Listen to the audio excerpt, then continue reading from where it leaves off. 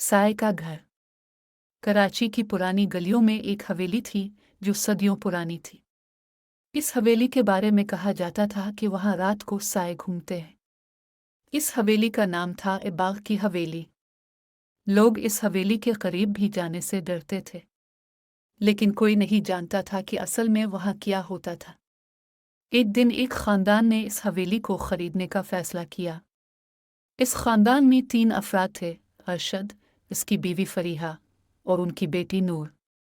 अरशद ने हवेली को नए सिरे से बनाने का इरादा किया ताकि वहां रह सके। जब वो हवेली में पहली बार पहुंचे तो नूर ने दरख्तों के पीछे कुछ साए देखे। इसने अपने वालिद से कहा, अब्बा, वहां कुछ है। अरशद ने हंसकर कहा, नूर, ये तुम्हारी ख्याल है, यहाँ कुछ नहीं है। पहली रात जब वो हवेली में रहने लगे, नूर ने दोबारा वही साए देखे। इसने अपनी माँ को जगाया, अम्मी, वो साए दोबारा आ गए हैं। फरीहा ने इसे दिलासा दिया, नूर बेटा, ये बस तुम्हारे वहम हैं, सो जाओ। लेकिन जब रात का अंधेरा गहरा हुआ, फरीहा ने खुद भी कुछ अजीब व गरीब आवाज़ें सुने। वो उठी और कमरे के दरवाजे के पीछे देखा तो वहां एक साया खड़ा था। अगली सुबह फरीहा ने अरशद को सब कुछ बताया। अरशद ने कहा, यह हवेली सदियों पुरानी है, यहाँ कुछ भी हो सकता है, हमें किसी मकामी से पूछना चाहिए। वो एक बूढ़े मकामी शख्स से मिलने गए। बूढ़े ने बताया, यह हवेली हमेशा से ही आसिब ज़दा रही है। यहाँ एक पुरानी कहानी है कि इस हवेली में एक खानदान को कत्ल किया गया था और उनकी रूहें आज भी यहाँ भटकती हैं। अरशद ने फैसला किया कि वो इस मुअम्मा की तह तक जाएंगे। इसने एक मुहक्किक को बुलाया जो पुरस्रार वाक़यात की तहक़ीक़ात करता था। मुहक्किक ने कहा, यह हवेली वाकई आसिब ज़दा मालूम होती है, हमें यहाँ रात गुजारनी पड़ेगी ताकि सच्चाई मालूम हो सके।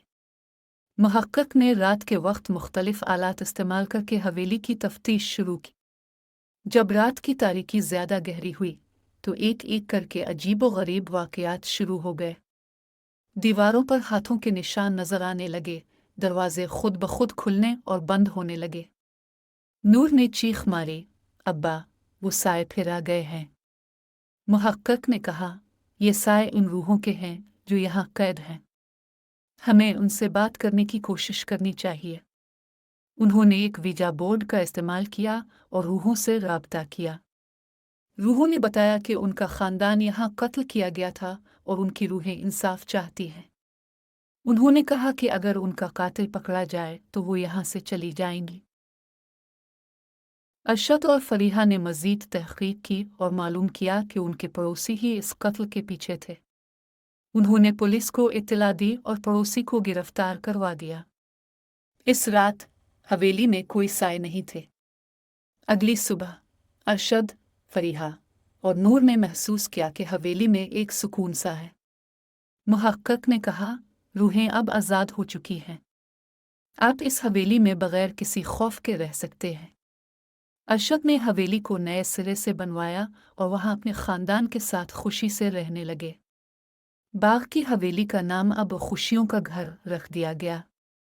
लेकिन कभी कभार जब रात का अंधेरा गहरा होता, नूर को यूं महसूस होता कि कहीं दूर से कोई साया उनकी खुशियों को देख रहा है। लेकिन इस बार वो साया खौफ का नहीं बल्कि सुकून का था।